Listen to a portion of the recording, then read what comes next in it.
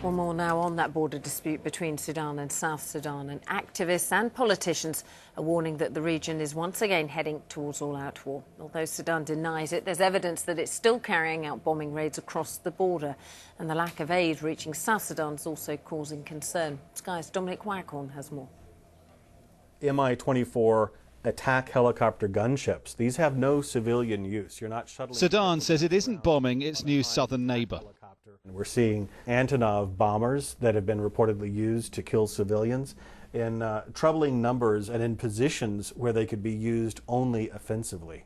But satellite photographs being analysed by activists in Washington seem to show the opposite. Across the river in Rubicona 2 days ago, a 10-year-old boy died. He was strolling around the market. The pictures document a slide to war with potentially catastrophic consequences. This gunship isn't used to shuttle diplomats around. Its only use is offensive. It's used to take out tanks, troops, artillery, and to hunt Nuba civilians in the Nuba Mountains as part of an ethnic cleansing campaign.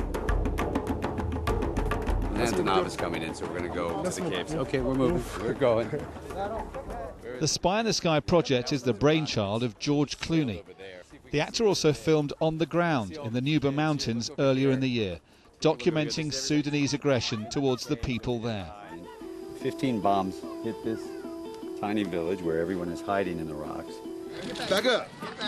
On his return, he guaranteed himself and his cause worldwide headlines by getting arrested during a demonstration in Washington. Fighting between South Sudan and its northern neighbour is now an urgent concern at the highest levels in the US administration and in Congress.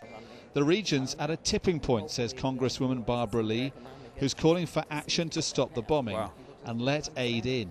We've got to do both. The bombing has to stop. I mean, we do not want another war, and we're on the brink. But we have to do both at the same time. We can't allow people to starve and to die while we're working on a political settlement. So we have to stop the bombing. There it is. That was taken out of that young man's leg 2 hours ago.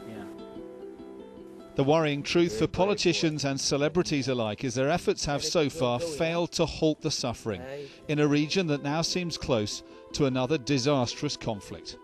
Dominic Waghorn, Sky News, Washington.